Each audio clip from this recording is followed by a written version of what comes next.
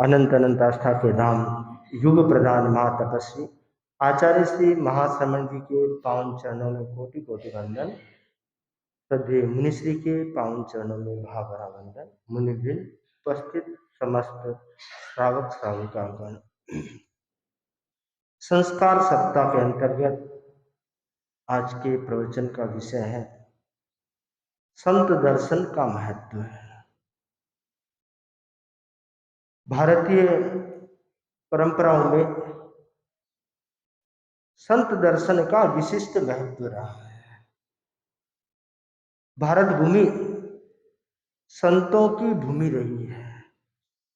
यहाँ पर विभिन्न वर्गों में, विभिन्न प्रदेशों में विभिन्न प्रकार के संत हुए हैं। जिस व्यक्ति के भीतर में संतता होती है, जिस व्यक्ति के भीतर में समता, दयालुता, करुणा, शांति, सद्भावना और प्राणी मात्र के प्रति समानता का भाव होता है, तो उसके भीतर में संतता झलकती है। इसलिए संत दर्शन का महत्व बतलाया गया है। प्रश्न उपस्थित होता है कि संत भी इंसान है और गृहस्थ भी इंसान है, पर एक इंसान दूसरे इंसान के दर्शन क्यों करे? अगर सामने भगवान है तो उनके दर्शन करे, उनके चरणों में झुके, वह बात तो समझ में आती है, परंतु इंसान इंसान के चरणों में क्यों झुके? समाधान विभिन्न प्रकार से दिया जा सकता है, परंतु एक समाधान ये हो सकता है, इंसान इंसान की गुणवत्ता में फर्क होता है। गुणवत्ता का स्तर जब अधिक होता है तो वह व्यक्ति साधारण व्यक्ति के लिए सम्मान्य बन जाता है, आदरणीय बन जाता है और पूजनीय बन जाता है। इसलिए उनके दर्शन किए जाते हैं। दर्शन करना विनम्रता का वाचक है, सामने वाले के प्रति आदर भाव प्रकट करने का एक माध्यम है। संतों के दर्शन का मतलब सिर्फ चेहरा देखना ही नहीं होता है।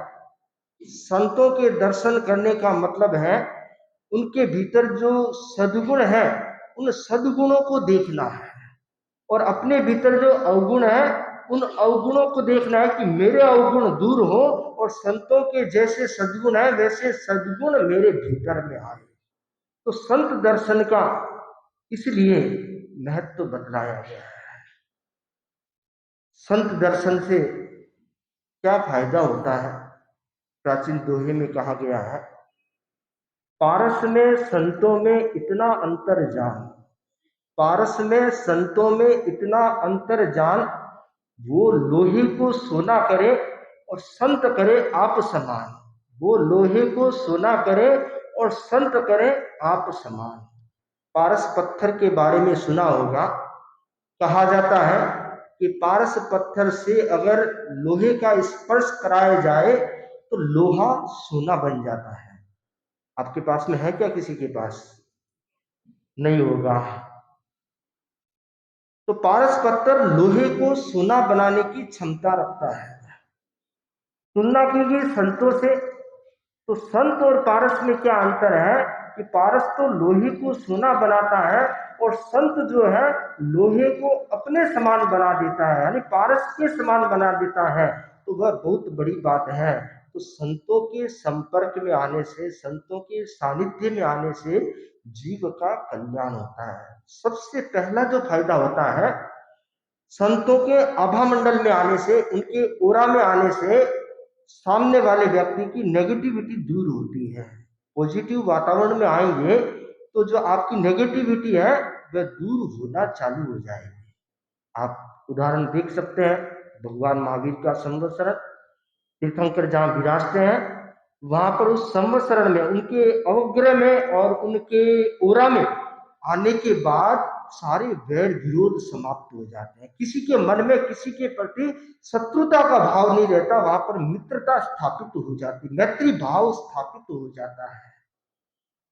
गौतम, इंद्रभूति गौतम मन में लेकर आए थे कि मैं चर्चा करूंगा, मैं हराऊंगा, परंतु जैसे ही प्रभु के दर्शन हुए वह स्वयं उनके चरणों का दास बन गया। एक इंद्रभूति की बात नहीं, ऐसे कितने उदाहरण हैं जो महान संतों या महान तीर्थंकरों के चरणों में आकर के उनके चरणों में समर्पित हो गए। इठान में भाई समस्या लेकर आए थे कि भरत हमसे राज्य छीनना चाहता है। भगवान ऋषभ के पास और भगवान के दर्शन किए और भगवान ने उन्हें आत्मराज्य की राह दिखला दी और भगवान ने स्वयं अपने जैसा यानी ऋषभ मोक्ष में गए और उन पुत्रों को भी मोक्ष का मार्ग बताया और वे भी मोक्ष में गए। तो संतों के पास आने से नुकसान नहीं है, फायदा ही है, परंतु संत में संतता होनी चाहिए। अगर संत में संतता नहीं है, स्वार्थपन का भाव है, लोभ का भाव है या सांसारिक भाव है, तो वहां पर फिर वह संतता नहीं रहती, वह सिर्फ बाना रहता है, पहनावा रहता है, वेश रहता है। अंतर से जो संतता होती है वह विलुप्त हो जाती है। तो जहाँ संतता है वहां अगर दर्शन किए जाते हैं, उनके दर्शन किए जाते हैं, तो वह भव भव के कर्म बंधन को शिथिल करने वाला और व्यक्ति की बाह्य और भीतर की चेतना को रूपांतरित करने वाला होता है। तो संत दर्शन का विशिष्ट महत्व है और उस महत्व को जानते हुए अपने धर्म संघ में और जैन परंपरा में बहुत सारे लोग प्रतिदिन संत दर्शन के लिए जाते हैं। प्रातःकाल की बेला में राजस्थान में बहुत से छोटे छोटे गांवों में चारित्र आत्मा विराजती है, तो सुबह उठने के बाद सबसे पहला काम विचारित आत्मा के दर्शन करके आए, मंगल पाठ श्रवण करके आए। सुबह की शुरुआत अगर चारित्र आत्मा के दर्शन और मंगल पाठ के श्रवण से होती है तो पूरा दिन मंगल में व्यतीत होता है। और सुबह की शुरुआत अगर मोबाइल से या अन्य अन्य माध्यमों से होती है तो फिर पूरा दिन मंगल में हो, उसकी कोई गारंटी नहीं है।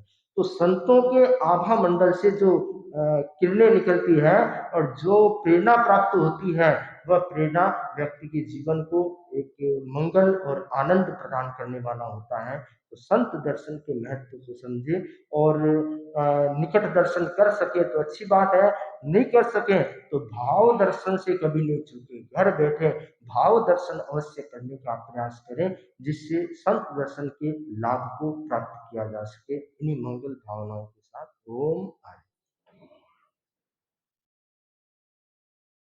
क्या करना चाहिए समझ जाएगा, जिनके समय आ जाती है वो भी आपका आने बनाए क्या जय जय जय बोलो।